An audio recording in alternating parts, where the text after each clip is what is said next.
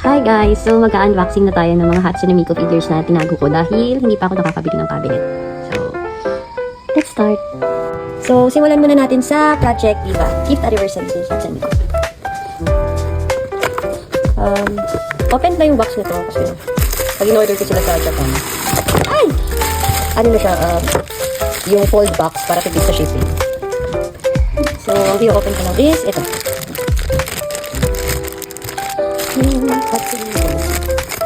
Kaso hindi pala siya legit na seal. So yun. Ano, ang ganda. Oops. Ang ganda. Sega na, ano pala siya, Luminasta. So, natin po. Hindi gawin tsaka.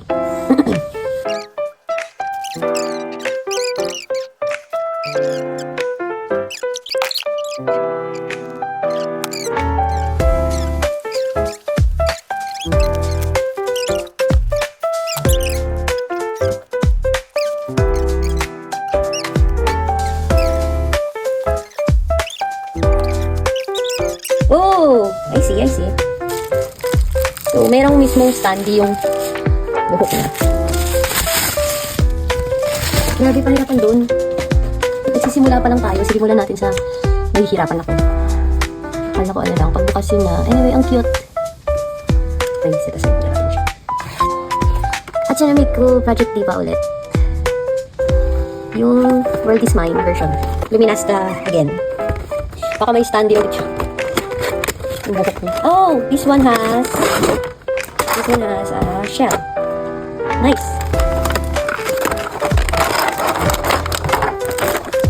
Oh, standy siya sa likod. May isang version nito yung mas older dito. Nakahiga siya na parang nasa frame. Ito talaga yun though. Wala na akong mahanap na box. Usually nakikita ko na lang sa kanila is yung ano na lang, parang ano ba yun? Mga loose. Ang tigas niya. Ang hirap niyang tayo. Yun. Parang pangit pala parehas.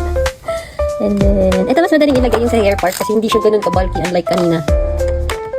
Sobrang bulky. Mas mabigat pa yung buhok kaysa sa mismong figure.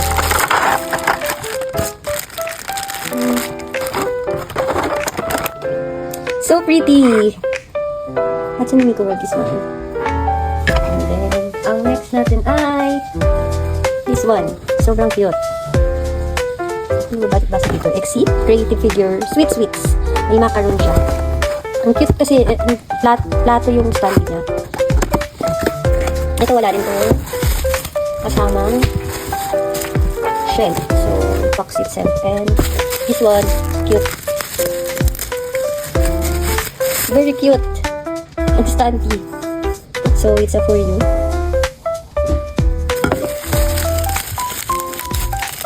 Ayun, lovely ko, pero hindi lahat ng figure niya. Mas bet ko. Ay, ito po una siya. Hindi ko na siya kailangan buuin. Ilalagay ko na lang siya sa stand. Tama ba ito? Ayan. Ang cute! Gusto ko yung facial details niya. Coffee. This one is noodles topper. Ayun, nilalagay sa top ng noodle para nakasits. Ang daming ganito, pero hindi lahat bet ko. So, dalawang klase na yung kinuha ko. Yung villain, saka ito. Yung pink sana, pwede na, kasi ewan ko ba't di ko rin siya kinuha. Yung pink na naka-hoodie. Diba? Ito, wala rin. Ito, walang standy. No need to assemble. Ano siya? Kung ano siya, yun siya. Ayan. Kung ano siya dumating, gano'n na siya makuha. So, no need to assemble. Sobrang cute din ang details niya. Look. Walling off yung cardigan niya. Para siyang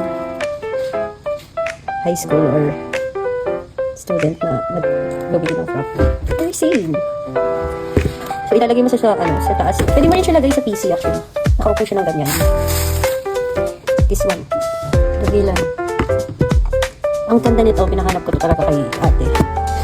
Doon siya nagpapabili ako sa Japan. Nahanap ko sa kanya. Yung una kong nakitang ganito, medyo pricey kasi ito sa isang shop. Tapos, sakto may nakita siya sa kabilang shop na mas mura. Hindi stopper din kasi siya.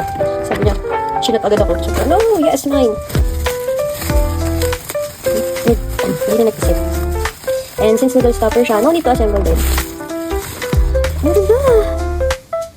It's a Pika villain. Cute. It's a for you din pala.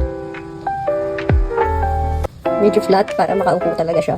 And meron siyang tails and all. So, pwede mo siyang i-sit down whenever you want. Ang cute na magkatabi sila nga eh. Mas malaki yung head niya kasi sa kanina.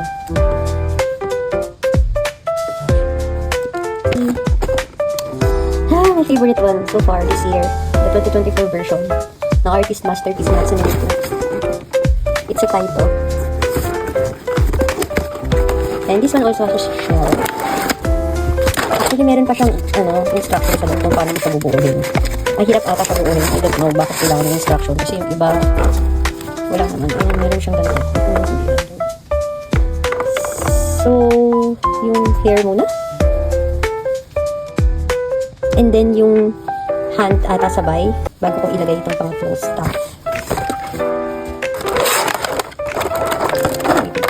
Ito pala ito.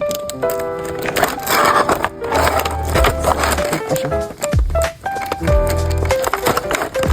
Ang dami namang tape.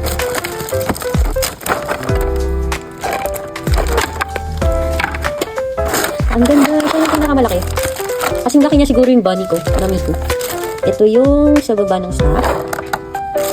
And then, Miko itself. Okay. So, nakatanggal nga pala yung kamay niya. And then, Miko itself. It's so pretty. I actually sell the other two. Tatlo kasing box yung kinuha ko ng ganito. Yung gusto na benta na. So, I still have one piece na katulad ito. It's really pretty. Kumuha din ako ng phone. Hindi pwedeng wala ako. Ano pag ganyan? Pag brand Miko. Miko is one of the first character anime na kinosplay ko before. Siya and si yung Utao Moy. It's like another version of Boka lang. Okay. Ano nga yun talaga sa instruction ko? May tinitingnan. Sabi ilagay ko daw muna yung sa kamay. Saan to? Okay. And then, okay. Ganda. Ang ganda niya. Freaking. So pretty. Ano ba na tinayo ko muna siya? Palagay ng hair. This one is in here. I think. The rubbery sound. Touch the face. I don't want to ruin the face. Is this it? Ano ba talaga? Okay. Yan! Okay, it's done. So pretty. Alis kasi malaki. Hindi. Mas malaki pala sa kanya yung hindi ko ba nito isa. It's bigger. Yeah, it's bigger pala. Kasi laki niya pala si Alice. Yung Alice in Wonderland. Anyway, we're done.